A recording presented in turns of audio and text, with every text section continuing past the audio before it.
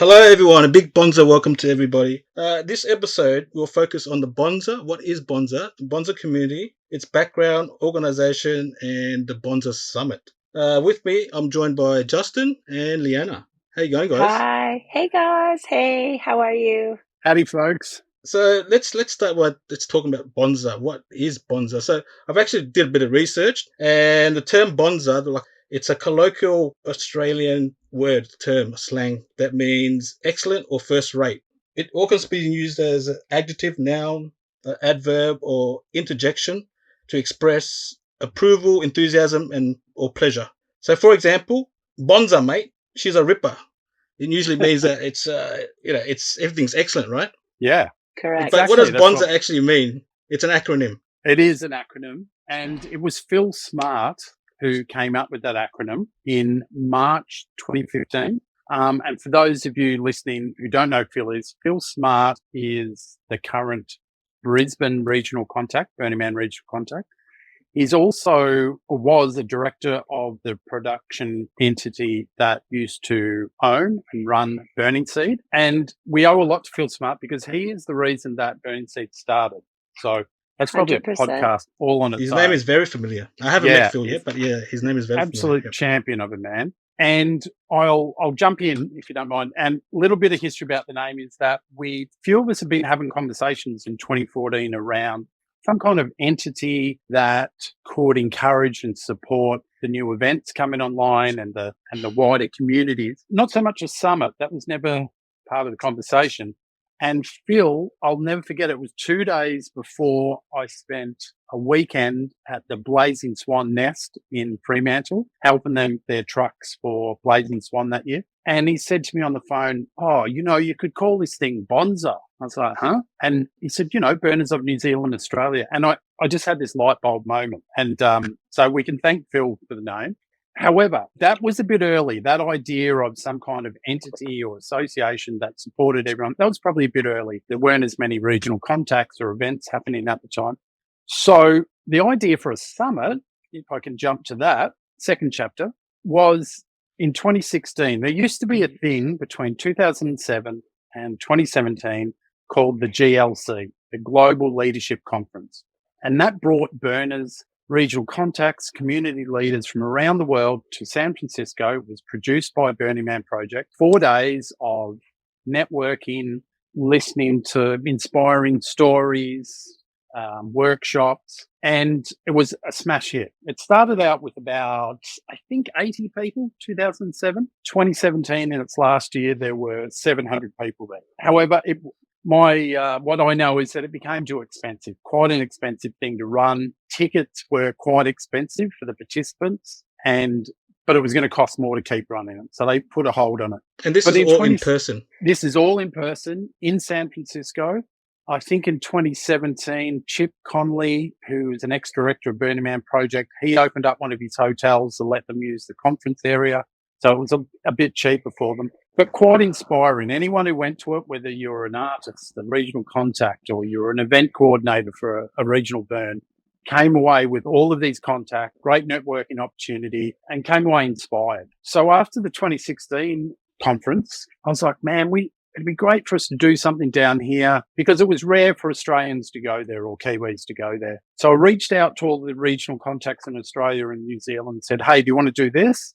Why don't we have our own little Australia-New Zealand version of it, a little summit? And the Jared Taylor put his hand up. He's the Sydney RC at the time.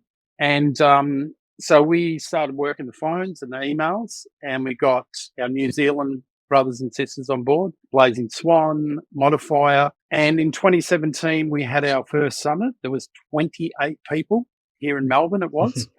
Yeah, humble beginnings. But at the same time, I reached out to the regional network team at Burning Man and said, hey, we're thinking of doing a summit here. Can I use your, some Burning Man logos and stuff? And they said, oh, did you know that there's another 5 of them happening, mainly in the state? We'll put you in touch with them. So that next year in 2017, they also started a thing called the Local Leadership Event Organisers Group. And that's about 12 or 15 people. So if you can bear with me, I'll just tell you how many of these summits there are around the world. And there are I left my notes in my car, so I'm jumping between things. But there is European Leadership Summit, which that has about 200 people at it. That is going to every 2 years now. There is the Southeastern Roundtable, CERT, which is held down in the Carolina part of the world. So that's a few different states that get together. There's the Multi-Regional Summit. That's normally held around Tahoe, Sacramento. So that's Nevada burners and California burners. There's the Mid-Atlantic Leadership Conference. I'm not sure that's running anymore. And there's about 3 others that have happened and aren't still happening. There was an Asian Burner Summit that happened once in 2014, I believe, and that brought together burners and regional contacts. They were in Taiwan that year. So there's a few of these summits that happen every year, just like ours. It was awesome to find out that we weren't alone in our thinking. But to get back to Bonza, I'm going to read out the summit mission statement. Okay. And it is to facilitate meaningful dialogue, skill sharing, knowledge exchange, and relationship building between burners, artists, regional contact, theme camp leaders, community leaders, and burner event organisers across the burnerverse. So basically, once a year, regional contacts from Australia and New Zealand, Southeast Asian RCs are also invited. All of the endorsed burns in Australia and New Zealand are invited, and also the ones that aren't endorsed or who don't have official status, they're also invited. And then community members to come together for 2 days at the beginning of June and listen to presentations from fellow burners and network. It's a great networking opportunity. But if I can go back a little bit to 2016, one of the main drivers about it was collaboration was the end goal. And to get there, you need to be networking. Now, some of these people have known each other via social media or email or phone, but they've never met. So, people from Blazing Swan come over, the crew from Dragonburn in China come down, then they get in a room with the Kiwi burners. You can't replace that type of in-person networking. And then out of that comes collaboration, comes knowledge exchange, comes skill sharing. So it's been a smash hit, I think. And I'll stop talking for a minute. Let Leanna say something. No, I just have to piggyback off what Justin said. I started participating in Bonza, I guess, was it 2017? And you came in 2017, yeah. Yep, definitely. And have been back ever since. And now co-producing with Captain, which has been a real pleasure. It's one of the highlights of, I think, my regional contact responsibilities. I've loved it. I really loved it. Ditto. So it's been a success in person. What about the online side of things? What are we looking to do with that? Well, be more specific. Yeah. Well, as in getting more people to also participate through the webcasting and so on. Yeah, well, I'll just jump in there, Leanna. So we had a couple of years or 3 years, once COVID hit, we went online for summits. And whilst it was nice to connect, I think everyone had Zoom fatigue, in those few years in the dark ages. But the website that we've got, it's more of a holding space, really. So it's got, I'm going to put it in the chat there so it can be shared. It's got all the information. It's got all the program guides. So each summit we hard copy or a PDF people have, and it's got the names and the details of each person attending. And then it's got a short blurb on each presentation and, of course, a timetable of the weekend goings on. And that is a great networking tool. I know that they used to do it at the GLC in the early days. So you'd go home with this little booklet. It's got a photo, email address, contact of, there's Leanna. She's a regional contact Newcastle. I'm going to be in Australia. I've got to get in touch with her. So it's a great little networking tool, a memento. We all love a bit of swag. But the website kind of piggybacks on that idea. It's there to say, if you want to learn about past Bonza Summits, here's all the information. And at this stage, we'll see where it goes. Perhaps it become a portal for different events to lock into and share their, their event operations guides, or we do it this way. Here's our volunteer procedure. Here's our gate procedure. That was, a bit of a dream in the background, but we're waiting to see, let's get the networking happening consistently. Just, the early days of the summit, people came and went, yeah, really excited. Oh, I'm going to give you an email. I'd love to learn about that. They'd come back the next year and go, hey, no one replied to my emails. That's not happening so much now. People, I suggested at last year's summit that they appoint a liaison person for each event and each entity, and that person deals with all the other burns and entities, and they share knowledge exchange and skill sharing and such. But at this stage, the website is like a library. Leanna, what do you think? I was going to say the same thing. So the website is and will become a more sort of fortified sort of library or database. The real sort of the gold is in the annual meeting. So everyone comes together, networking happens, connections are made, and that's where the real, the good stuff is, the sparkles, the magic, all that like burner awesomeness happens in person, because you're meeting leaders from other regions, you're learning how they do things, you're talking about little curly things, snafus that happen in the background that, the participants, the community members that come to these events aren't going to know about. And you're learning from each other, and you're adopting new stuff to become better. You're going to continue connecting with those people on your own sort of personal threads throughout the year. It's not going to necessarily be through us. We're just the BoNZA website is a repository. The network is the live and dynamic thing. Yeah, I like to think of it as a library. I like that. Yeah. Can we talk a bit about the landscape of BoNZA then? So the burners of New Zealand and Australia.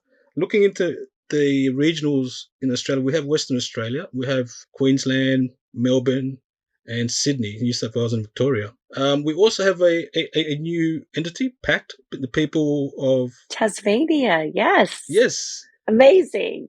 So those legends, they all joined us this year at BoNZA and provided such an amazing, everything. They gave us an overview of the event, energy, overview of the event.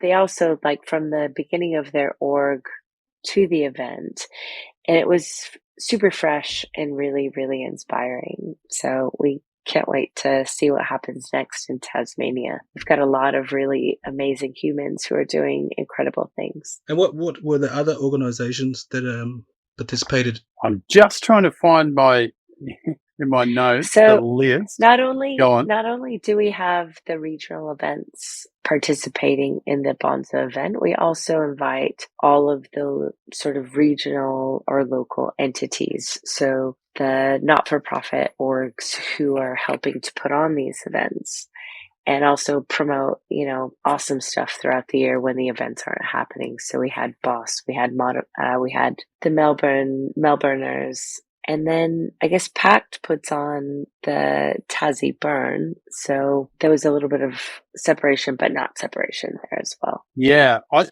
We have a reasonably strict invitation policy, and that's because we want to get a balance between the community leaders and the event leaders, because otherwise it could go very event focused. And we want to hear, from the theme camp people. We want to hear from people that are doing, Burners Without Borders type stuff out there in the community. So the events that are invited are PACT, People Arts Collective from Tasmania, Melburners, who are the entity that puts on the Melbourne Decompression, Underland through Common Arts Victoria. So as I read these out, you'll notice that some are endorsed events, and we can touch on that subject later, and some are burns that aren't endorsed. You can still be a burn and not have to get the seal of approval from Marion in San Francisco. So we've got Underland, we've got Kiwi Burn, which is the longest running burn outside of the USA. Yep. Raglan Burners, that's been around, I could say at least 10 years.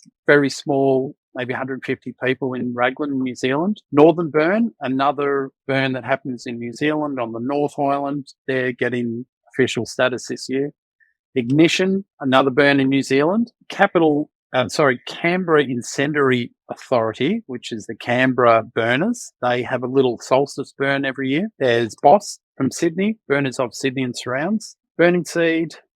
Then you've got Third Degree, New South Wales, Blazing Swan, Western Australia, Modifier, Queensland, and Dragon Burn from China. So there's quite a few events there. Some are official, some are not official. And so they're the event invitations, and they get sent 70 invites each, and they get to invite whoever they want. Could be board members, could be a team lead, crew member. And then each regional contact from around New Zealand and Australia gets to also invite 7 people. So that way we get this kind of balance between event organisers and community leaders. So that's who makes up the delegates. Can we also talk about the collaboration with Burners Without Borders? Yeah, so for the listeners out there in the Burnerverse, Burners Without Borders, we're going to put a link into the podcast about who they are, because not everyone's heard of them. They hand out small grants each year to community groups around the world to encourage community activism, really. I don't think that's what they say on their website, but it could be anything from cleaning up your local creek in the suburbs day to the summit this year. The Burners Without Borders grant was given to Margie the Pizza Oven. And this is a group that could take a pizza oven out into the community and feed people for free. And I have to also say here, Stephen, that as you know, you were pretty much a recipient of the same grant. What happened at the summit, everyone, was it was between two. What we do is we meet over a few hours. We go through all the applications from the BWB grant applicants. It was 1,500 Aussie dollars, US dollars, sorry, which was about, I'm not sure what that is, probably a squillion. 2,500. Yeah. 2,000, yes. Yeah. And we whittle it down. There's a criteria, which I won't go into. You go through the criteria. Some people obviously don't fit the criteria. And it came down to 2 people. That was the room of delegates decided it was 2 people. One was for what became the Bonza podcast, and the other was for Margie the Pizza Oven. And one of our delegates stood up and said, you know what, Margie is both of them are worthy recipients of this money. But what I think we should do is I'll give my money to the BoNZA podcast, and the BWB grant can go to Margie the Pizza Oven. So it was amazing. It was one of those moments. It was amazing. It was so good. Well, that's absolutely correct. You don't have to fact check that. That's actually what happened. So I was really inspired by everyone's encouragement as well. Oh, it's you gave a great application. And just so everyone knows, Stephen, when we were doing the voting, he left the room. So it was, there wasn't any favoritism or anything. And we had someone from Western Australia stand up from Wikiburn and say, hey, I'll throw the cash in to support this great initiative. And here we are. Which is awesome. Yep, here we are. I'm going to put BWB link in there so people can do a bit more research on that. I've already done that, Cap. Oh, there you go. Leanna, would you like to speak to your experience with Burners Without Borders? So, and the grant? Absolutely. So, Burners Without Borders also help facilitate our Newcastle burner run makerspace, Sparkhaus. And I applied for this grant in 2018. It might have actually been 2017. Yeah. Yeah, 2017. And so we got the Burners Without Borders it was an ignition grant, which helped jumpstart our organization. So Sparkhaus here in Newcastle, New South Wales is a burner run, but also community run makerspace that was born from our garage, really. As you start getting more like most startups do, yes, in the burner communities, you're making stuff all the time, and if you've got a garage and space, people are coming to your house to build these things. And we got a little bit older and we started having children, and we were like, wow, wouldn't it be amazing if we had one of those spaces like, places we visited in America, where people could go all the time and you would have access to materials, to tools, to a brains trust. And we started looking at commercial venues, and we were really, really lucky. There was sort of this experimental arts and maker idea being floated in Newcastle at the time. And Newcastle, if you guys don't know, is home to the largest cohort of artists in Australia. So Newcastle is home to the largest cohort of artists and makers in Australia. Wow. Which I know. So luckily, this also sort of there was some other grant opportunities available. So we were able to secure another council grant, and that supplied us with the needed funds to pay rent in a somewhat experimental space. And that's where we landed. And I think we opened our doors in December 2018. And we've been going strong since then. How many artists or how many creative people do you think in Newcastle are also burners? Oh my goodness. I know there's a Stephen. few. Yeah, it's quite a collective. Yeah, Hundreds. So Newcastle, and I think the Australia, Central I can say Coast. this for Yeah. Australia as well. So there's a lot of people who embody the burner ethos who are also deeply entrenched into doof culture. So doof culture has like this scale of DIY versus commercial festival sort of ideals. And where the DIY doof culture and burner sort of culture meets is like there's a big space there. Like there's a lot of overlap. So what we found is that probably half of our membership are burner type people. Burner adjacent. Burner adjacent or burner type people. Another aspect of the makerspace was making space available for local theme camps in our region. So as a theme camp, you need to store your camp stuff somewhere. And you also want a place, ideally in the perfect burner world, with tools, materials, and the space to build large burner projects. And Sparkhaus fits that bill. So we've got a large warehouse. You can build anything there. So yeah, it's kind of it's a dream come true for DIY and burner DIY heaven. Brilliant. Yes, thank you very much for sharing that with us.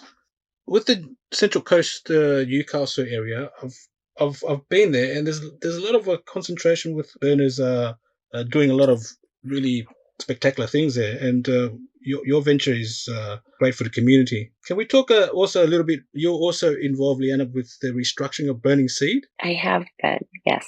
Yes, what can you share with us?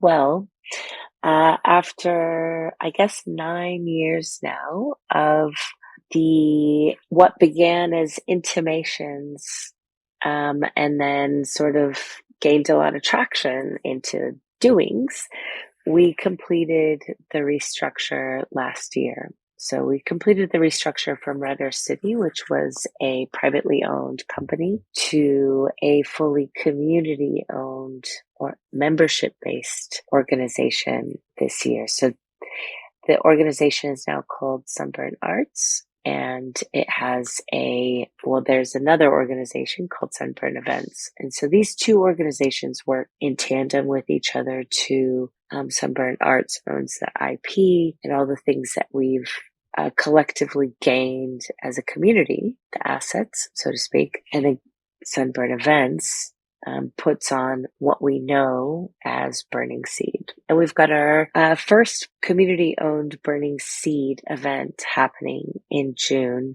2025, which is really exciting. It's really, really exciting. It's great news. And who else were some of the people that were involved in the process? So there were many, many people involved in the restructure over the years, and I'm going to not name all of them. But the people who I finished this process with that were not members of Red Earth City were Madeline Fountain and Sam Carmen, both Sydney-siders. But there were, like I said, many people who helped facilitate this process throughout the years, Captain being one of those. It has been many years. I think some of it's just, nudged along, and then some really capable, knowledgeable. We have to mention Marty Bortz, who's got a doctorate in all things to do with that. Well, I don't know what the doctorate's for, but, there's been some amazing, really educated, experienced people 100%. Marty Bortz led the restructure charge for many years. He was there, Alicia Boyd, Jacqueline. I mean, there Snorky. There were so many people. Next time we have a podcast, I will have a list of them, and we will publicly acknowledge all of them, because without them, we wouldn't be here. And that restructure happened to a very large percentage because of you, Leanna, because for a long time you were the go-between between the directors and the restructure group. You were the person that they would speak to, and you're diplomatic and patient and calm, where other people had to give up the ghost. They'd run out of energy and patience, and you stuck it through all the way to the very, not bitter end, it's an exciting end, but thank you for all of your efforts. A lot of people have Thank you. got a lot Yes. to thank you for. Thank Well you. said. Thank you so Well much. said. Yeah, and I've seen some of the fruits of it now. There's we have a date for seed. We're also voting for a theme as well for the upcoming event. I know. So that's very exciting. I Yeah. did find out too. I just want to let everyone know through the Burniverse locally in Australia that there is room for burnable art. So if you were thinking about some sort of cathartic art that needed to be burned, do it. Do it. And we'll put the website or link up there, won't we, to the art application? I think it's $5,000 for large art and $2,000 for small art. It's a good chunk of cash. Let me pull it up right now. Yeah, it's a good chunk of cash, and I mean, there's just so much material for us, right? Yeah. I for one have a lot of ideas. She says. Well, I mean, they're a surprise, obviously. All right, here we go. Artery grant. And Leanna, how's their planning going for the June event? Full steam ahead. Brilliant. I've been having a lot of chats locally here in Newcastle and also extending into Sydney. And there's a lot of larger theme camps who are very excited to come back, which is really, really exciting for me and inspiring because I have enjoyed their non-seed events in the interim, and I'm so excited to have both of them back on the paddock and just bounce from camp to camp every night. I'm really, really excited. Did you go to the 2023 Burning Seed event, Liana? I did not. I had taken extended leave from work, so I took what's it called? Long service leave. And we did a lot of overseas travel. So I attended Burning Man that year and experienced the rain and the mud, and then took another 8 weeks off after that. Yeah, I heard great things about it. It was a younger crowd. They didn't have a burn, but it was more community focused, I think, with that crowd as well. So yeah, good one. And that's one of the really lovely things I love about our community that we're close to and not close to is the resilience. Like, oh, you can't burn. Okay, well, let's do something else. And we're going to do something else, and we're going to have the best time ever doing it. So that's certainly one of the things I love most about partners. Yeah, that's when the creativity, comes out. When the going gets weird, the weird turns pro. Yeah, that's a Hunter S. Was there anything else you want to promote in terms of BoNZA? Anything coming up that you want to mention? How does it look for the 2025 summit? Yeah, we'll be back in Melbourne. So now we alternate between Melbourne and Sydney. We'll be back in Melbourne. Planning's well underway. I think with Burning Seed happening the following week, we may be down on some of our Burning Seed organisers, but whoever shows up. It'll be a great summit. It started in 2017 and 2019. Liana, that's the year that Liana came on to the two of us producing it together, and we had 98 people, and that was a real watershed year for BoNZA because we started with 27, then we went to 40 something, and then people just went, "Yeah, this is amazing. You've got to go." In that or community leader world. And so we had the COVID years. This year we had around 50, I believe. I don't have the number in front of me, 50 to 60. So we're just coming back, So this year and next year we'll be hitting our bootstraps, so to speak. One of the things about, and everyone listening to this will know, when you get a group of burners, especially leadership burners or community leaders together, they all pick up a tool. They all do something. They can't sit still. They're not going to fall asleep in their camp chair next to the fire. They're going to be, they're all doing something. Or can I help? Can I do this for you? Do you want me to cook you something? And that's one of the differences with our summit is that we ask you to turn up, be present, listen or present, but you don't do anything. Your role is to be inspired by the presentations and to network, go home, stay in touch with those people that you've met, the other delegates. So it's very different to other burn events. You turn up, you see people moving in their seat because they want to get up and straighten things or sweep the floor, or we do have one, they want to help, which is amazing. We do have one delegate who's been to almost all of them and I'm not going to put a link up to the photos, and it's a he tends to fall asleep on a Sunday morning at the event. So that's great. We've got this collection of photos with his head on the table. That person is a social butterfly, I guess. He is, yes. Late nights, and I think we all have photos of this person. Yeah. It's whispered in back alleyways and toilet cubicles that it's not a burner event unless this person is there.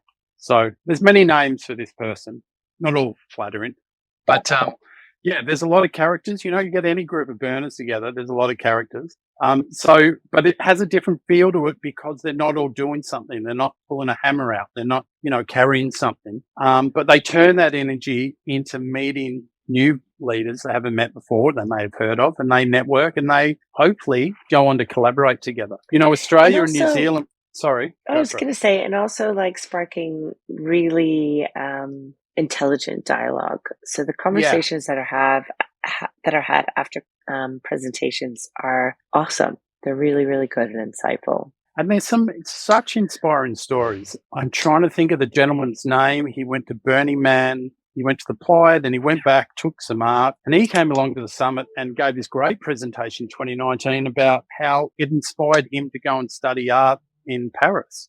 Like, you also learn about how it's changing people's life, a burn event or just meeting burners and realizing that your people are out there.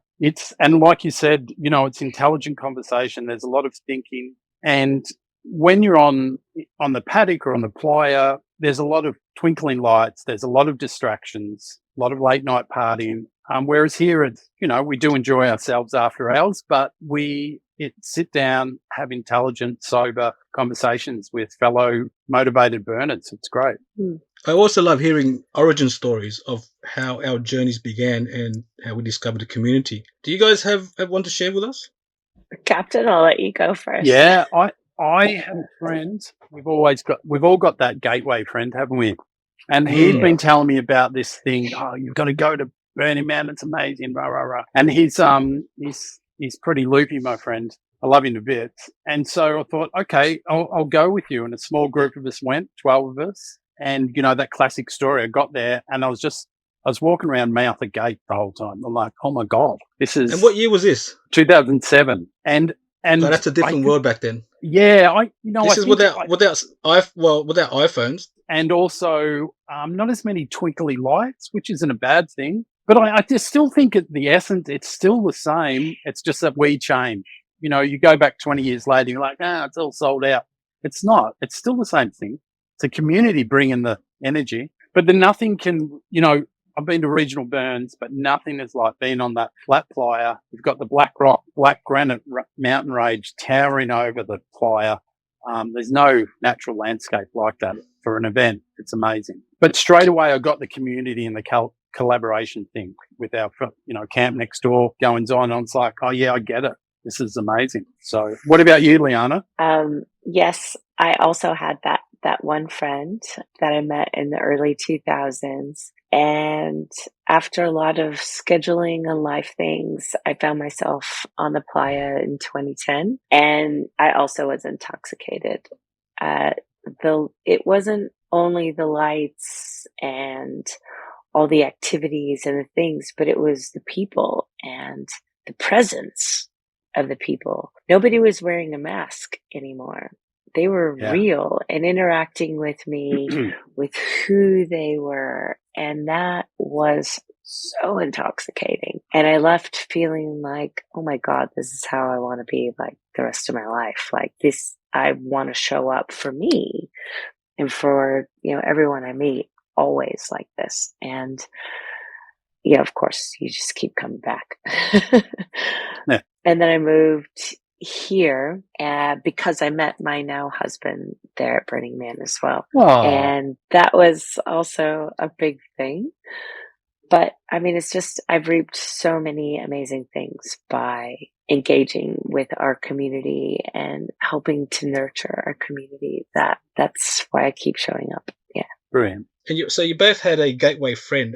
Was there anything particular that they saw in you, like the character or the kind of like the style that you had that actually said that you're actually perfect for this community, this culture? I'll be honest, it was because I could party as hard as he could. to be truth be told, but I It's a good think answer. The Aussie way. he did look at me and saw that twinkle in my eye after 8 hours and went, "See, you get it, don't you?" And I was like, "Yeah, I totally get it." Some things words can't explain, that transformative, sorry to use the T word, but that transformative experience that is your first burn, whether it's a regional burn or the big burn, it's just life changing. And finding the community in Australia, how did you discover that, the burner community? I Googled Burning Man Australia and I found us. And we showed up at Burning Seed in 2012. My husband and I, we brought breakfast burritos, and that began a real freaking history of It's tradition now. burritos. It was an institution. And we camped right next to Captain here. And at the end of the event, he was like, "So you guys are coming back and you have a big camp, right?" Yeah, I had a plan. You did. And it was fantastic. It was really fantastic. Yeah, it was really the first burning seed I came to was, there's only a few hundred people there, but it was phenomenal. I think it's incumbent on, and at the time I was on the crew of Burning Seed, but I think it's incumbent on us, especially the regional burns, that when you see those people, no matter what the burner community is like, young, old, whatever their skill set, but when you see that they've got that spark, that twinkle in their eye, I think it's important to encourage it and enable them. 100%. 100%. Be the enabler. Be the gateway drug. That's it. Be the gateway person. Yeah.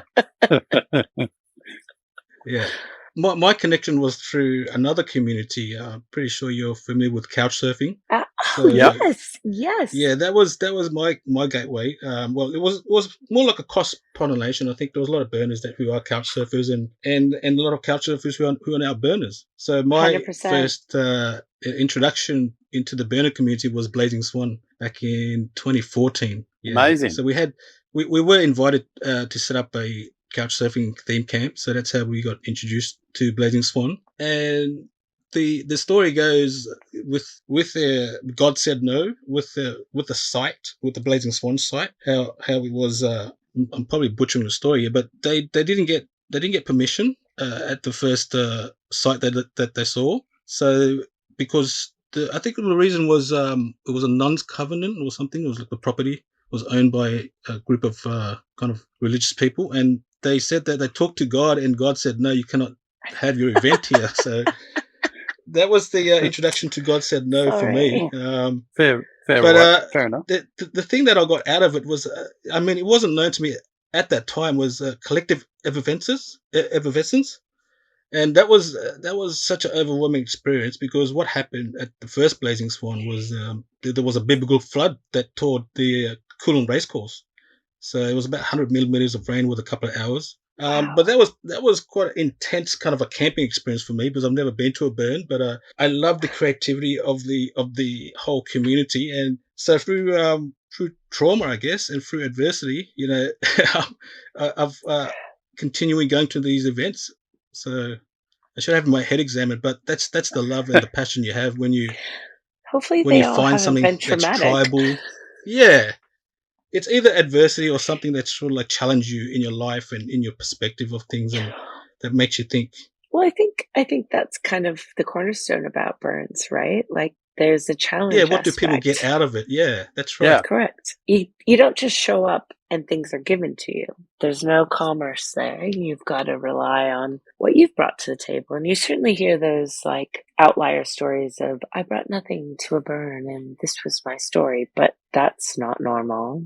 And it certainly doesn't comprise the 99.9% of us who, bring something to share, bring something to give. Like that's our kink, giving and participating and engaging others. Yeah, and that challenge, I think that extends to interpersonal relationships, because you're not with your tribe necessarily. Your tribe might be there, but there's all these other tribes, and that's that beauty of that collaborative spirit that we have in our community. That you will get someone from the Duffer camp or the kink camp or whatever, and you'll work together, and that's that can be challenging.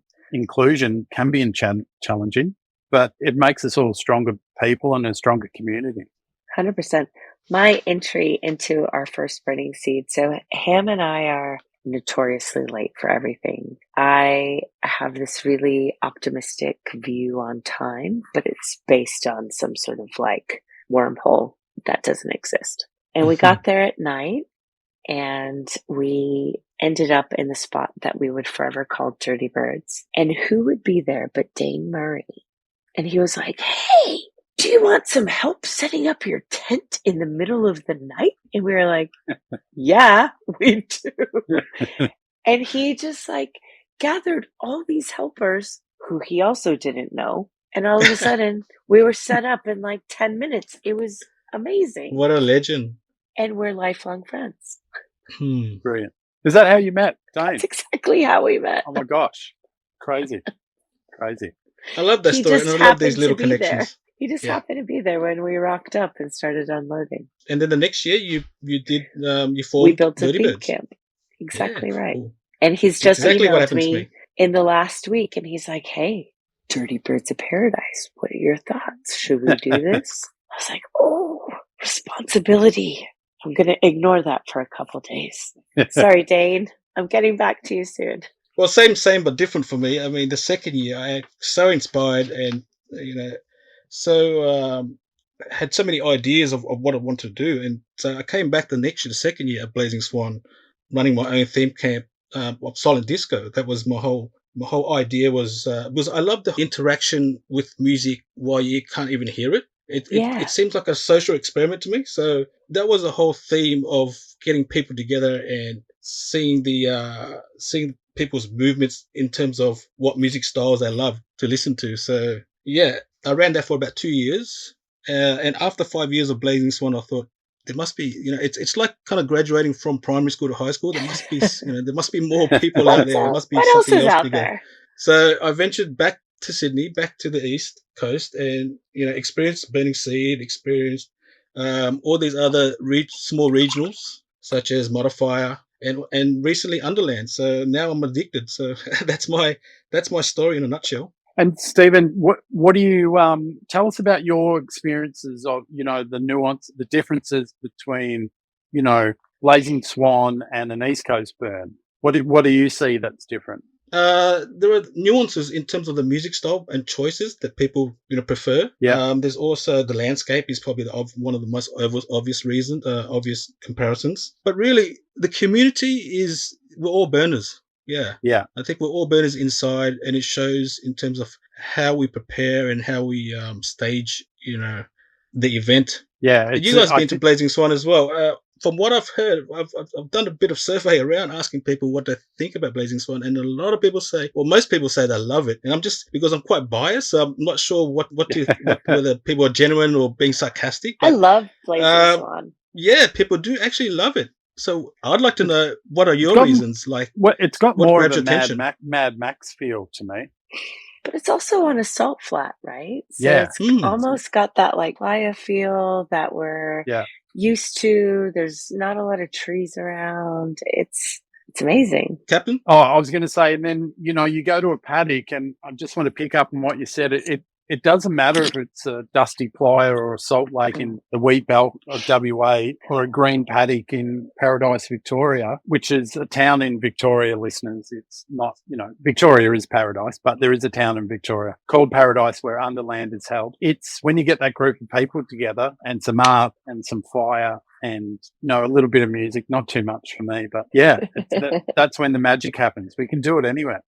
Yeah, during my research, I also found out that Bonza is also a failed airline that happened That's correct. last year in Australia. So I've got a little quiz. Yes. Yeah, I've got a little quiz. So if you don't mind playing along with me. Now, this is called the Bonza Airlines Fair Income Facts. Is it true or false, right?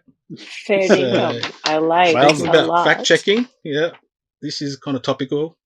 So the reason why this is question one. So the reason why Bonza Airlines failed was the fact that the company adopted a radically app-first approach. Is it true or false? So let me explain it a bit more.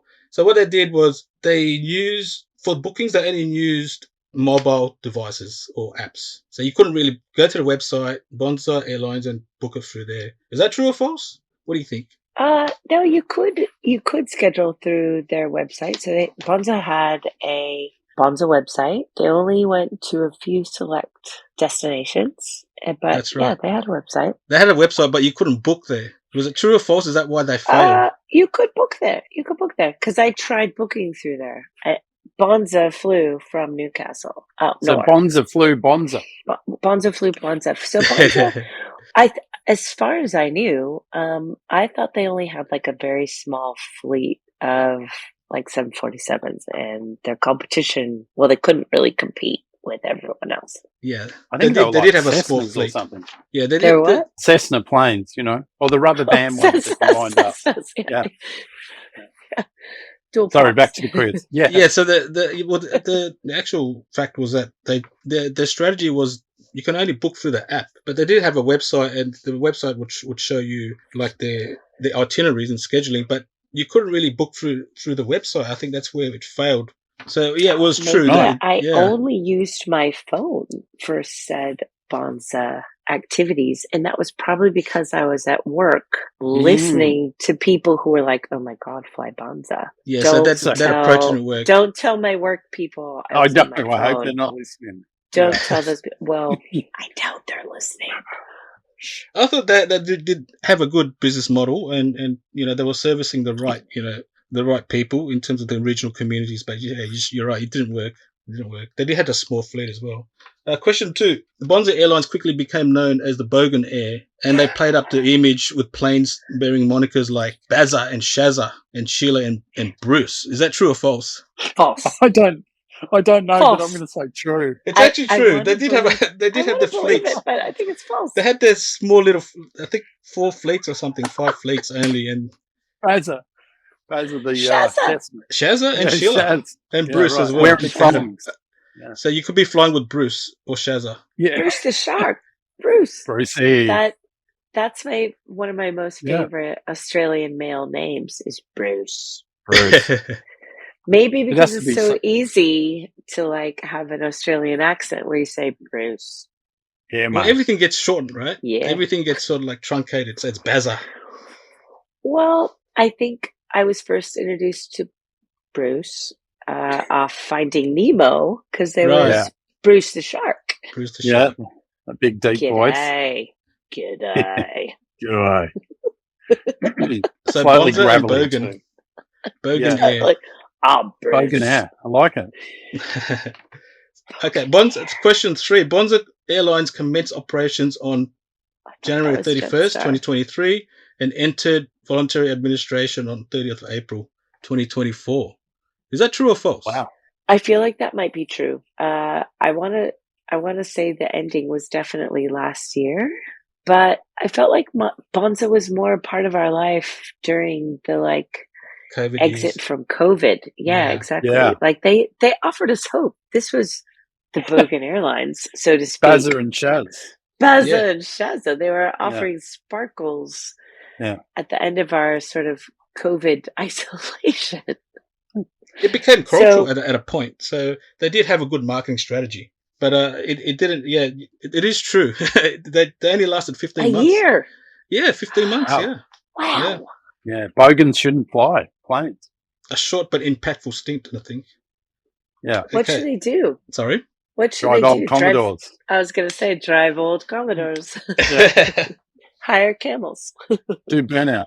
Okay, so Bonza's strategy was focusing on underutilized and unserviced routes between regional and domestic cities in Australia. They failed because there was a lack of density within the population within these regional routes. Is that true or false?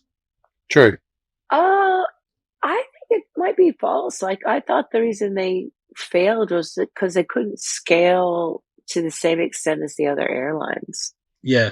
It's true because as you can see, there's a sense of how regional and outback Australia is, how vast and small it is as well. So it's a tough market. It's very hard to service these regional centres where you only have less than 100,000 people.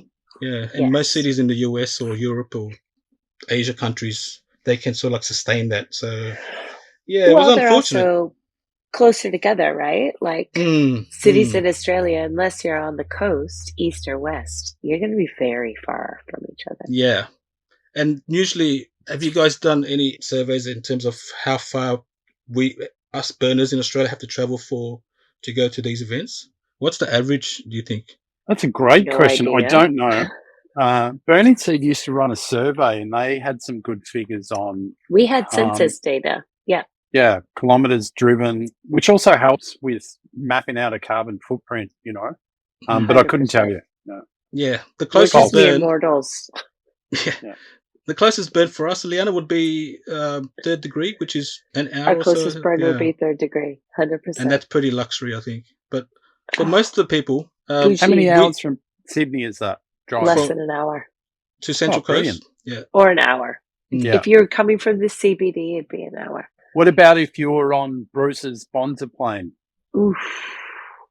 Depends You on have to if go you through got the app sort first. of marooned somewhere. You have to book it like an Uber, like an Fraser Island, mate. Yeah, app. yeah, mate. Got stopped by the emus. Yeah, Canadian. Or those other things. What are the dangerous emus that might kill you? They're not emus. They're ostriches. No. No. They're like dinosaur related with the big claws. They're like emus. Do they hop? They're on Magnetic Island. Oh, come on, guys! You're not Australian. no, not quackers. No. That's the wrong side of the country. Quackers are from what Rottnest are Island. they? Oh, you mean goannas? No. No, they're birds. Flightless bird, like an emu. Cassowaries? Yes, cassowary. I think you mean they're Papua New Guinea, aren't they, cassowaries? No, oh my God, they're in Australia as well. Come on, Bruce. Bruce the shark got stalled by a rogue cassowary or a bottleneck freaking.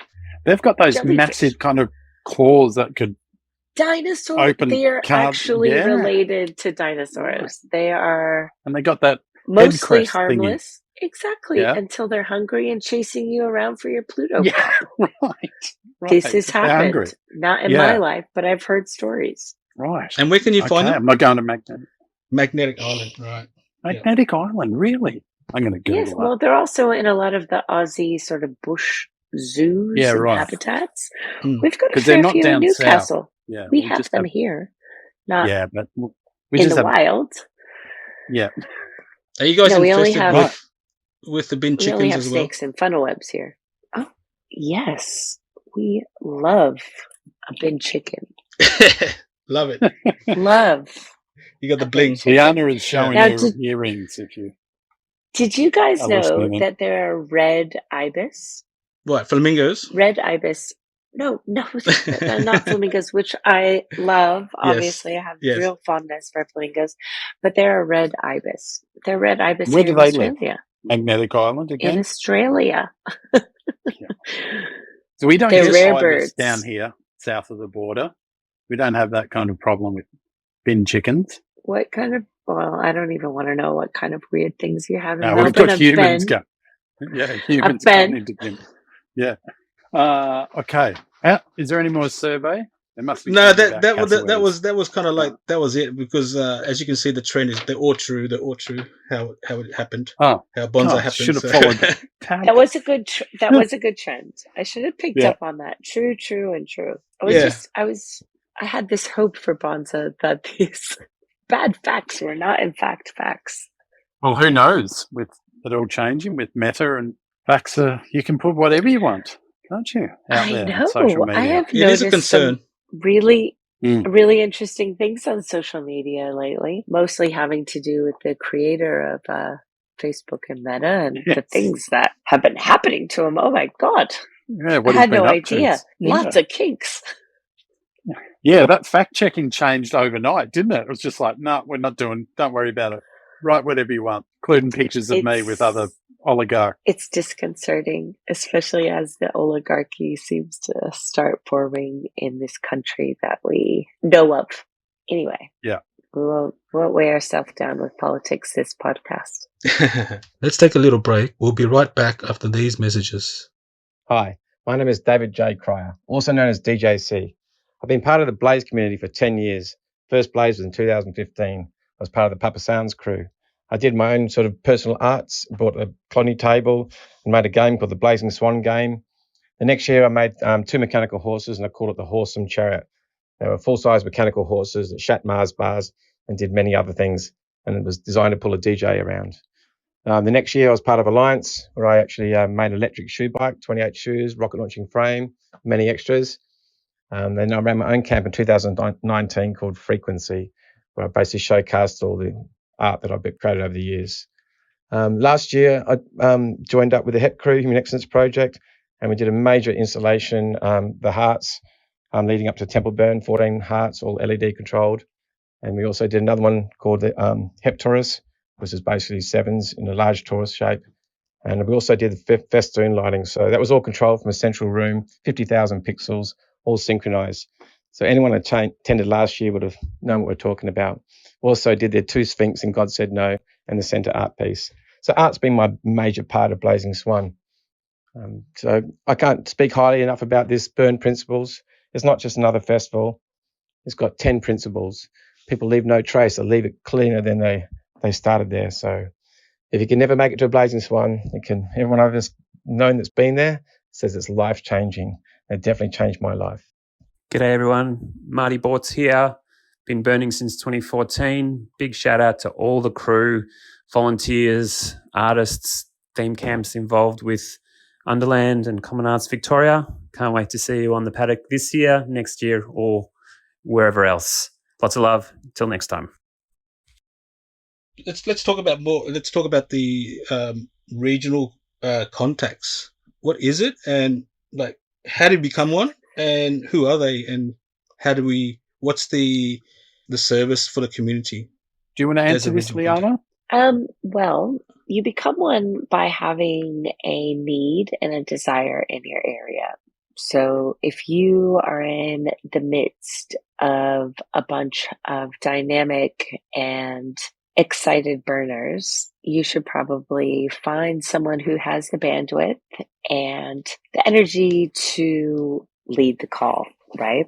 And so the basic requirements for Burning Man is that you have been to Burning Man and you've got the energy to do stuff in your region. And I can say that it is a very exciting opportunity to reach out and cultivate community. I personally, that is one of my most favoriteest things is community building, community gathering. That's why I love the makerspace. That's why I love being regional contact. I love to build community and make it more resilient and just kind of strong.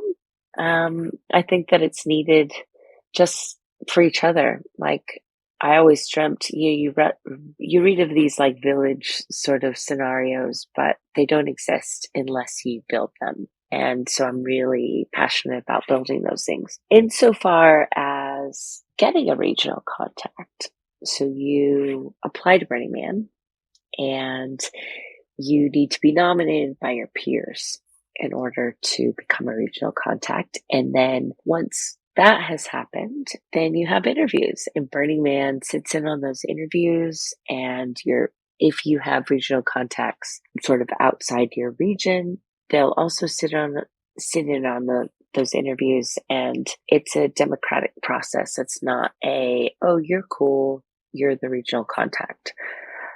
Now, in places where there's never been a regional contact, it might be you're the person because no one has ever wanted to be a regional contact. But in the context of Australia, there are lots of burners here, and it's definitely a open and transparent experience. Yeah, that's a great explanation. So the regional contacts are, to be clear, Burning Man regional contacts appointed by Burning Man after, as Leanna said, community consultation. There's around 250 regional contacts around the world, everywhere from South America, Africa, Indian subcontinent, Asia, Australia, New Zealand, all over in, I think, 34 countries. And the regional network doesn't just comprise regional contacts who are there to foster community. There's a bit of admin that goes with the role as well. So we do a bit of IP protection if people are using the not-for-profit Burning Man's name inappropriately. Sometimes there's a bit in mediation between warring burners, and also endorsing events. So what that means is an event, a burn wants to say that they're a Burning Man regional event.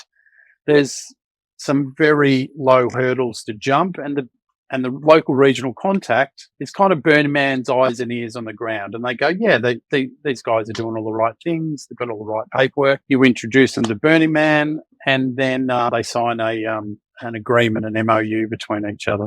The regional network's been around for about 25 years, a bit over 25 years. Yep. There are 3 full-time staff, and there was 3 part-time staff, but there's been some changes. So there's 3 full-time staff in the Burning Man office.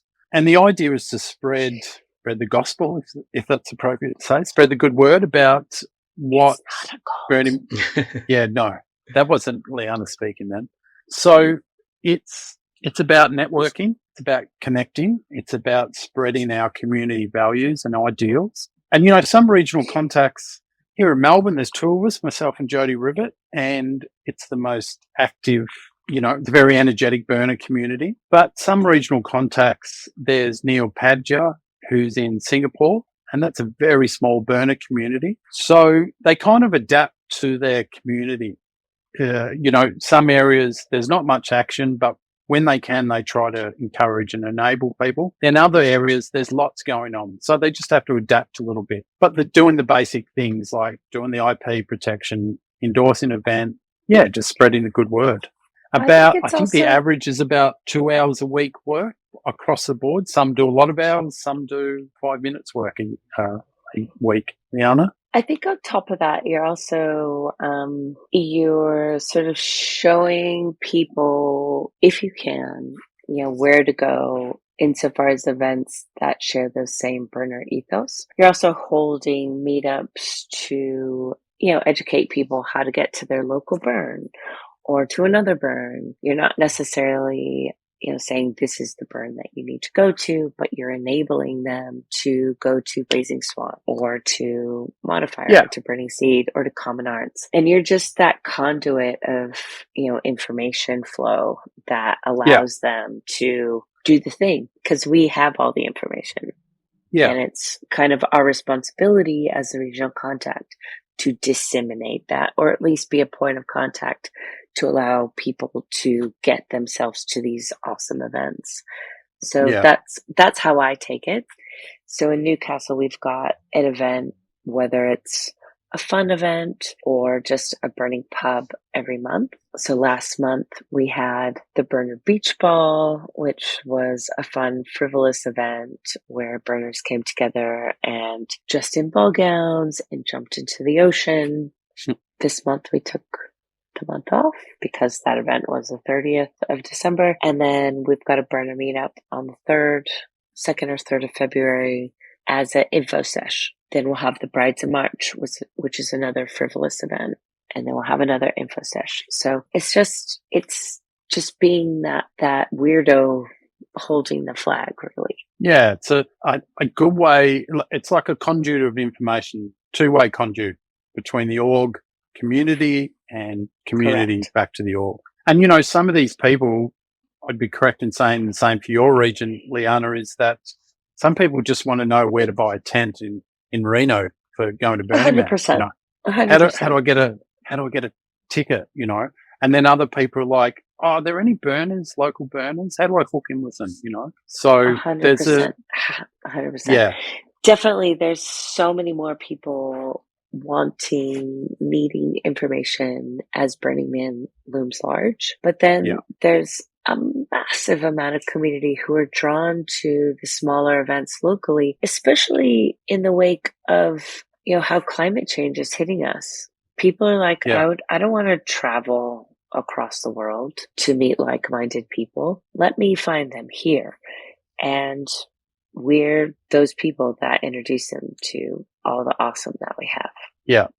So it's like a port of call. This is the first person, that you should look to for information and guidance, advice. 100%. If Yeah. anyone in my region wants to go to Blazing Swan, I'm going to freaking try to get them there.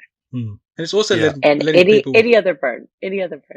yeah, also letting people know that they're not alone. They're not, like they could be heading to a small town that you never know that there could be burners there or something to do there. Absolutely. 100%.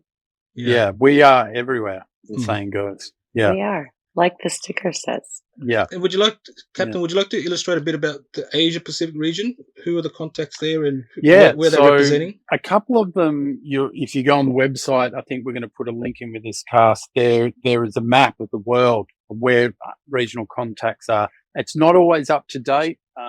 So at the moment, there is an RC in the Philippines who's stepping away from the role. There's one in Singapore, as I mentioned. There's used to be one in Thailand. Actually, a burner here in Melbourne is the ex-Thailand RC. There's not a current one there, though. There is one in Japan. I'm jumping all over the latitudes here. One in Japan. There's one in Taiwan. And there's one in China. So kind of good spread there. But like Leanna said, if, you're in a community of burners and one of your contacts Burnerman says, hey, I've heard about this regional contact, it'd be great to have one here. I think a lot of people, the more energetic community leaders in our community, are doing the role of a regional contact already. A lot of people are already doing it and continue to do it even without the email address. But the Asian community, we've tried to, Leanna and I, every year we invite them along to the summit. And I'm really chuffed to say 2018, the Dragon Burn crew came down, 3 of them, and they've come back every year and they're fully up for it. It's amazing. But it's a long way from here to Japan. It's a long flight. So to come down for a summit is they're tricky. Coming from China. They're coming from China. They're coming from China, from Shanghai. So there's not a lot of, there's different laws about gatherings like burns in some of those countries. So they're a little bit more restricted on what they can and can't do, including even burning pubs. In Singapore, it's tricky to have a burning pub. So, but if you use social media and you type in Burning Man Bali, for example, that's a really active community there. And they have a little TJ, who many of you know. TJ used to have a little burn on the beach over there. So there's burners everywhere. And your social media, unfortunately, is the easiest way to meet those people, which ties me into a good little avenue down into Aussies and Kiwis and the Playa. If you're on Facebook, there's a group called Aussies and Kiwis and the Playa. It used to be called Aussies on the Playa and was started by that famous guy, Chairman Lau, Andrew Lau from Sydney. That one guy. And that guy. And always my mayor. Yeah, he had started this group, and then he was taking some time off, and I said, do you mind if I run the group, but I add Kiwis to it? Because, we're pretty much this bottom part of the world, we're all flying from the same destination almost. 48-hour flight. Proved to be, 17 hours or whatever it is. So that's been really good. There's a lot of people in that group that, don't interact with it so much, might have gone to one burn or several burns, but don't interact so much. But it's kind of that knowledge pool that's sitting there. So newbies come into the group, they might say, hey, where do I get a tent in Reno? And there'll always be someone to jump in. But really good, which is something that was part of what I wanted to do with it, is people are sharing equipment too. So, and this is all about going to the playa. It's not about local regional burns, but a lot of people fly over there, they go to Walmart, they start at one end and they go through and they buy all their food, then they buy all their camping gear, and then they buy their booze, and then they buy their water in the nursery section at the end, and they chug it out to their vehicle. And quite often, a lot of that stuff ends up in a dumpster back in Reno or Las Vegas afterwards, and it's a terrible waste. So what that group has done for some people, if people have put their hand up and said, hey, I've got gear in storage in Reno. Here's the code. Jump in there, grab whatever you need. So even just from that point of view, it's been a success, I think. So we can thank Andrew Lau for that. But small thing, people, you can read the survival guide 100 times, but you won't realize how long it takes to drive from San Francisco to Reno because of the big hill, no matter what Google Maps says. Or, look, I'm looking for a ride. I'll put my name in the group. Bingo, you've got a ride. Meet me next to the Reno Arch sign and I'll pick you up. So it's been really helpful, especially for newbies, but also for our more experienced burners. And it's a good way to connect and meet people before you actually go there, which is probably even more difficult to find, the people that you want to hang out with or the people that you kind of vibe with, or even just Yeah, Australians and Kiwis. yeah, absolutely. On the Friday night and Saturday night, a few years back, people were from the group meeting up in, I forget the name of that big resort in Reno, but they're all meeting up in a bar there, and Yeah. 20, Yep. 25 people, all because of that page of that group. So, it's, and After those the people party. go on to Yeah. have connections later on in New Zealand and Australia. So, And lifelong yeah, friends after that. yeah, damn burners. Can't get away from them. I mean, this is what we're best at. Yeah. It's And the this whole is, I collective mean, this is events. one of the best things about our culture and community is being present, forging those ties, and becoming a village. It's Yeah. great. It's great. This global village. Yeah. Can you expand, Leanna? Can you goodness. expand a bit more about why do you actually come back? What it that sort of brings you back? That magic, that feel. What else is it? I think a lot of it for me is I love the spark of imagination, the magic, the can do, we can do everything. But behind that is a community that is allowing you to be you, accepting you for what you can bring to the table and who you are. Yeah. And inspiring you to reach for the stars. Like, you may think you can do this, but I bet we can do this thing together. And believing in you. There's a no limitation zone in this community, and I love that. I just love it. And I love that people, they operate, that like people are really true and they're open and they're present. I said that earlier, and I don't find that in, just kind of the regular default world. And when I do, I'm like, hey, maybe you'd like to come with me to an event. And Another a lot of convert. times they do. A lot of times they do. So yeah, I just love that. I love people who are radically welcoming and accepting and allow people to experiment. We don't have it right. We're all in this together. Hallelujah. And for you, Justin, how has Everything Burning that Man kind Leanna- of changed your life? I don't think it's so much changed me, but it reminded me on the playground, little kids, you look at them, they help each other. Hey, come here, gives a hug. Doesn't matter how they look, what gender, whatever they are. Yes. Just like, hey, come here. Hey, come, I'm making a sandcastle. And sometimes they might do that, what do you call it, parallel play? But they're there together, nationality, race, it doesn't matter. We're all humans. That's what, it just a reminder, I think, for me of that younger self where you can be that free, everything Leanna said.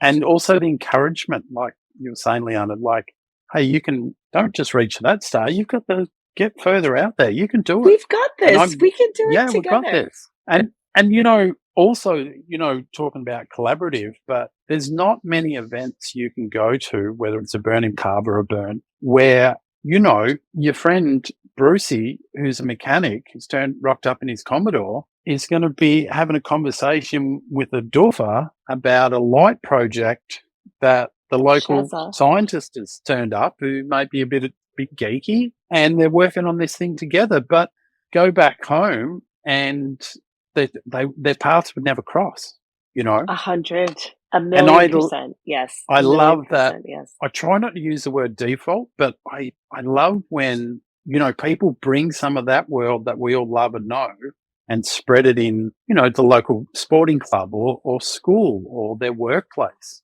I mean, you can't have, no pants Tuesdays at work unless you're a lifeguard or something. But, if we bring more of that paddock and playa into the rest of our lives, we're going to make a better world.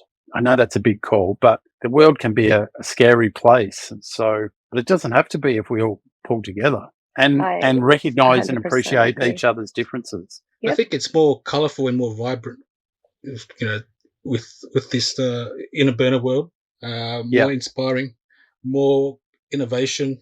So, yeah, I love it as well. Yeah, and Stephen, is that what you you see and you get out of it? There's different aspects actually. I'm honestly intrigued by the culture. Obviously, the community has also fascinated me. Like you said, with the diverse background of people and their their experience, where they come from, what their knowledge set and skill sets.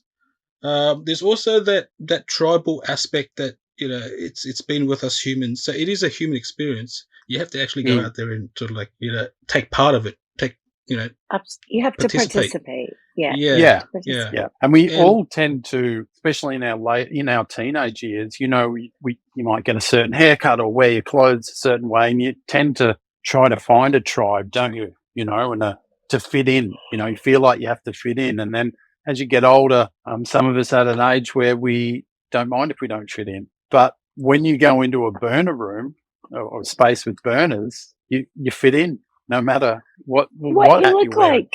Yeah, no pants, no problem. Whatever. Well, there's also this thing that I always ponder about is the future generations. How would they sort of adopt our ethos, as well as what's their kind of outlook in terms of this culture that we have that we've built. So it's interesting to see their viewpoints as well. I think that's really important because, at least speaking from my generation, we were less technology focused and, forged relationships in person. And now with all the technology in our lives, a lot of us are forging relationships online like we're doing now, which is amazing because you can reach so many people. But it also trickles into social media and friends and how we date and how we meet new people. And it's changed that dynamic of these interpersonal relationships and how we relate to each other into this digital relationship. There's not like, I was having a conversation with a friend earlier about how when we were in high school and at uni, there were all these parties, but now those kids are less interested in parties. They just meet people online, and that's very different to our culture. And is it better? Is it worse? It's different. Who's to say? And so relating is different. Yeah. As well as immediacy is so important. Yeah. Isn't it? And immediacy is removed when all of your interactions are online because that's not necessarily real. No. Yeah, especially with with all these new technology. I mean, there's also changing trends of how people also partying. People, indulging in I guess alcohol as well as recreational drugs. Yeah. Yeah.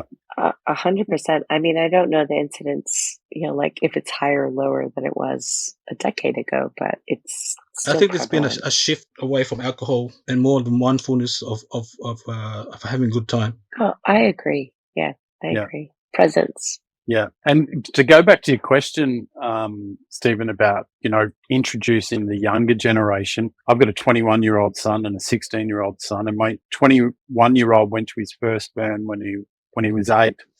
And he loves it, but now he's older, he's not so much going to it. But I kind of hope that someone like that, or our children, turn back to burning and then start bringing in their people their age and go, oh yeah, this is amazing. Oh, come along to this, because there is that time period for a lot of people where you just go off to the commercial events or go and get silly or get messy or whatever. And I've got to say, depending on the local state laws, I think burns in New Zealand, Australia are really trying to lead the way in safe burns when it comes to the different substances that people take to event, with pill testing and safe spaces if they are, things get a bit out of hand for them.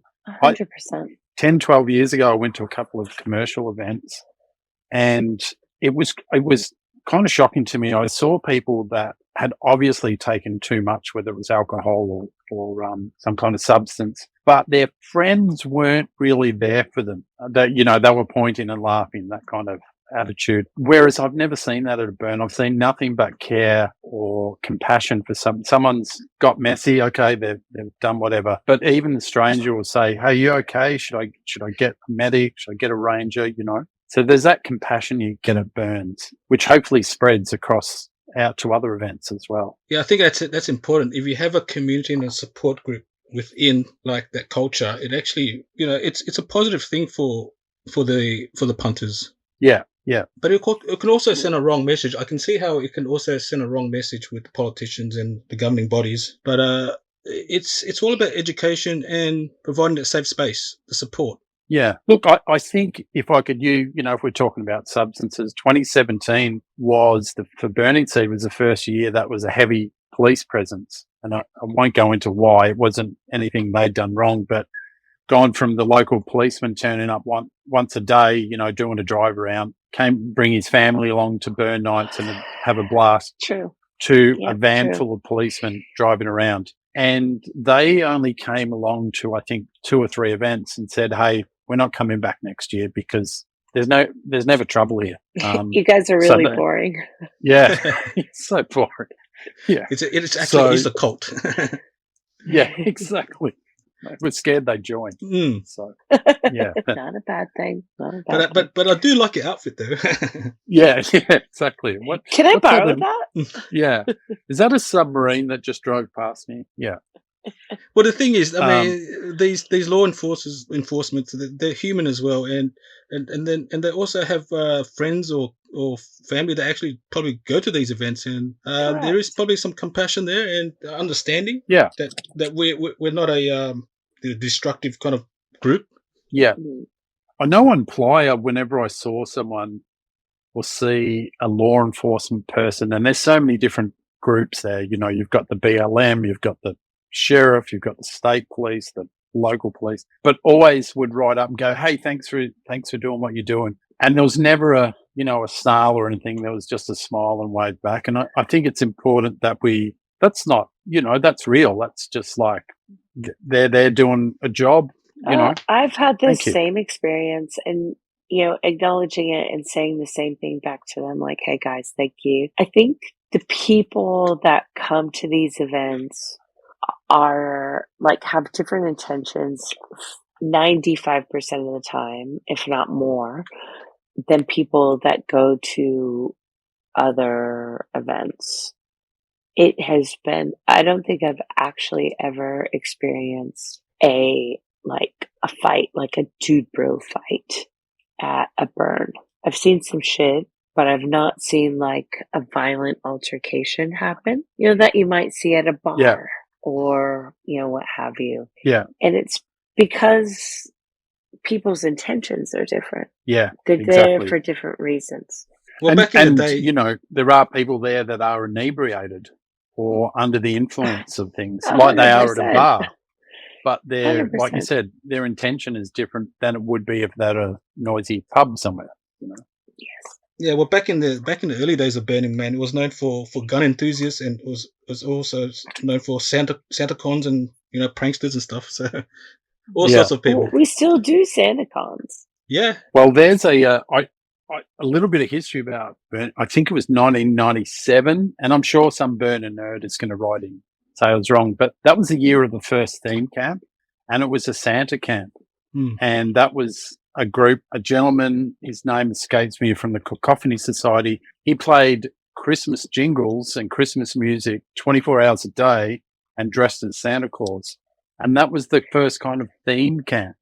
Can I say that one of my most favorite experiences at Burning Man, this was in 2010, was having a Sanarchy. So we were all dressed up as Santas, and we brought an ice machine and had a snowball fight on the playa. Brilliant. In the middle of summer. It was fantastic. And we got raided by freaking animal control at the same time because we had Sanarchy after the Bunny March. And it was just mayhem. It was so good.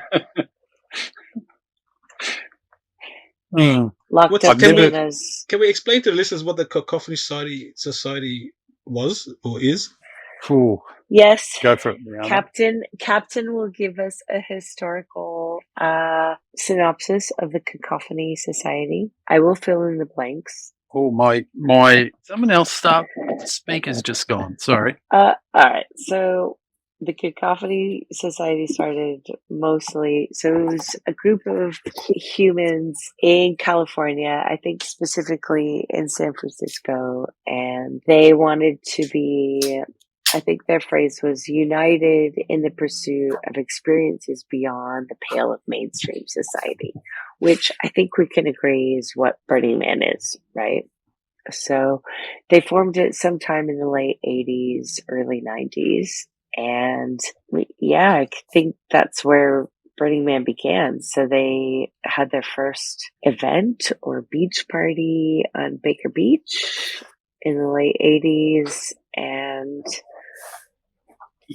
yeah, they Burning Man started from there. Yeah, they were doing their thing from about 1986 onwards, and Okay, late 80s. Yeah. Yeah, I was at least close. And Larry Harvey built that effigy and took it down to Baker's Beach in 87 or 88, was it? And I should know that, shouldn't I?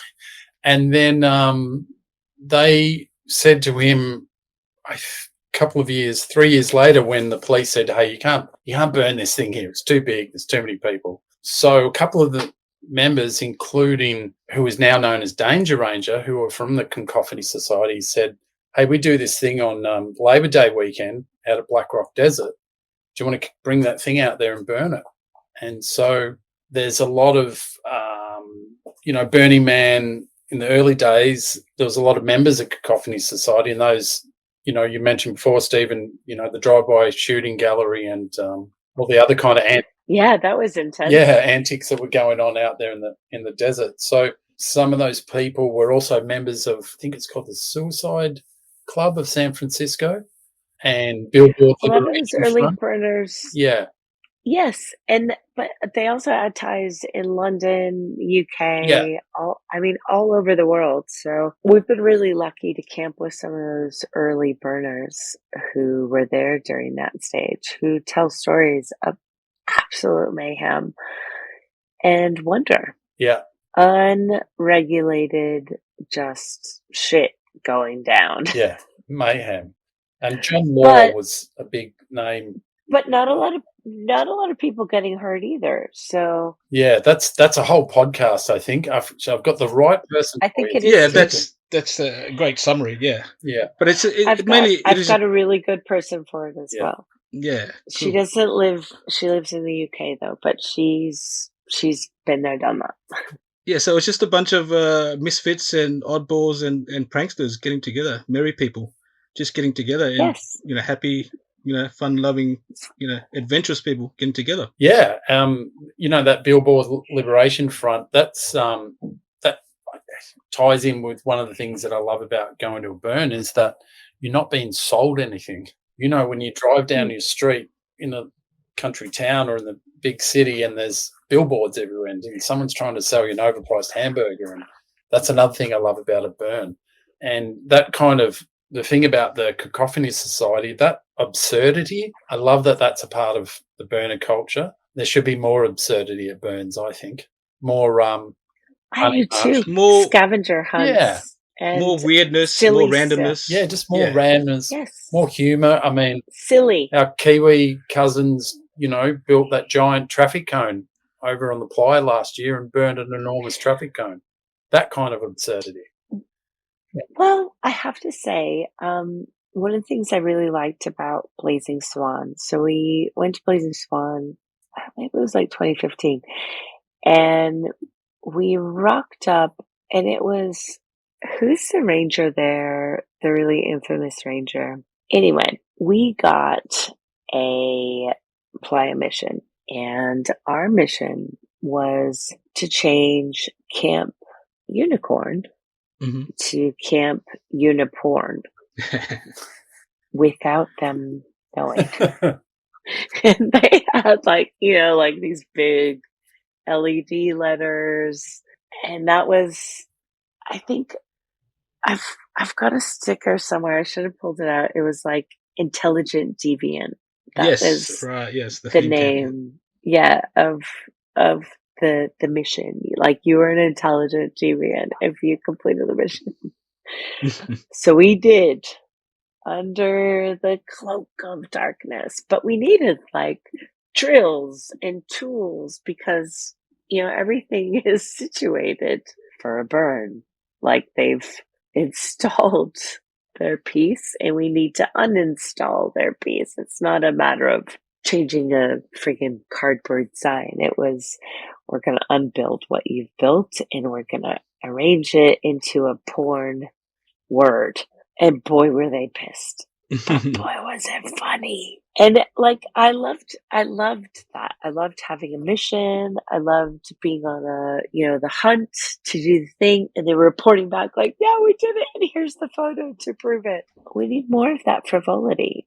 Yeah, it's not just about the sound camps and the DJ that's playing and whatever else. No.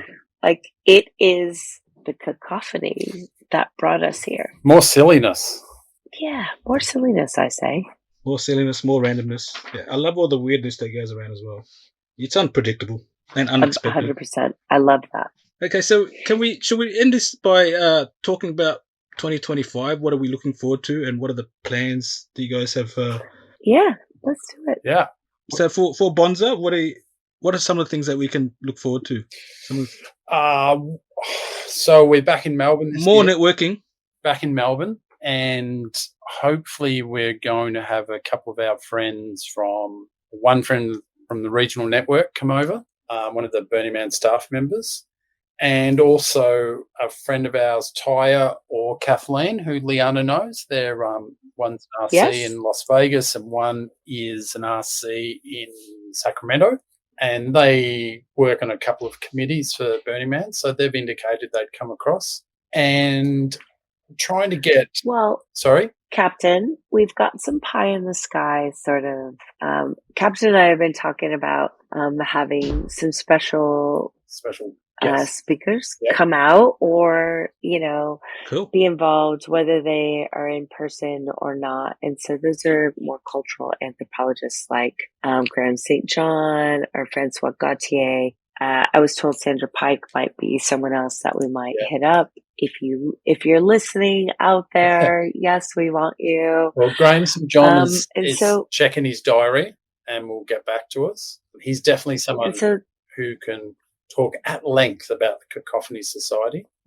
Great person. Well, and these are exactly historical people and also cultural anthropologists. And so these are the inspiring, touchy-feely sort of aspects that we want to touch on and bring people into that space. So we're not just focusing on the operational, like Justin was saying earlier. Yeah, I mentioned before about the summit, how it's you get all the doers in the room, but they don't do anything. So throughout the year, we speak to different events and people and pick up on, what would they like to see, what's happening in your world, and we try to weave that into the summit. So hopefully each year we get maybe not bigger, but we definitely get richer in its content.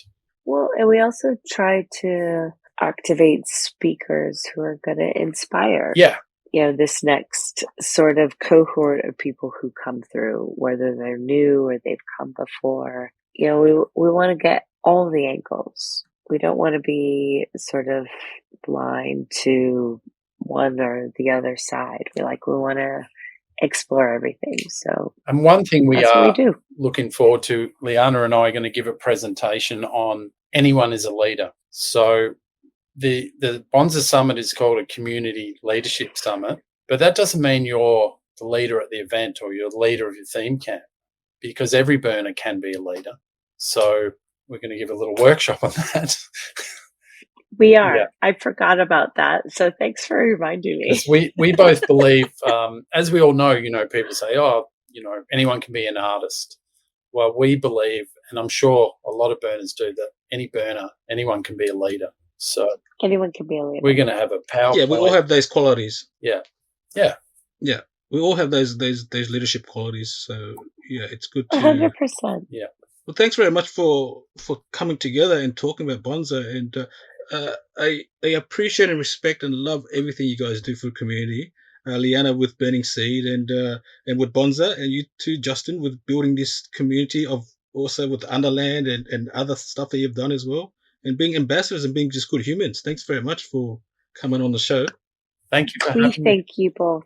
And I've got big plans for this podcast as well, and with the help of and support with you guys, we want to get some more talking points, some more discussions, some more conversations, and ideas sharing and knowledge, sharing.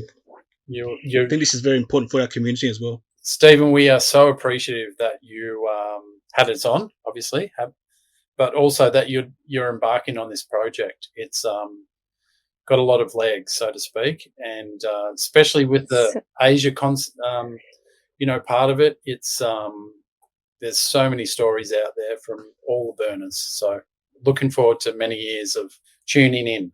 Thank you. And looking forward 100%. To seeing you guys on the paddock somewhere. Yes. You will. Thank you. In your podcast booth. Thank you, Stephen. Thank you, Leanna. Thank you, everyone. Appreciate you guys. Bye. Bye.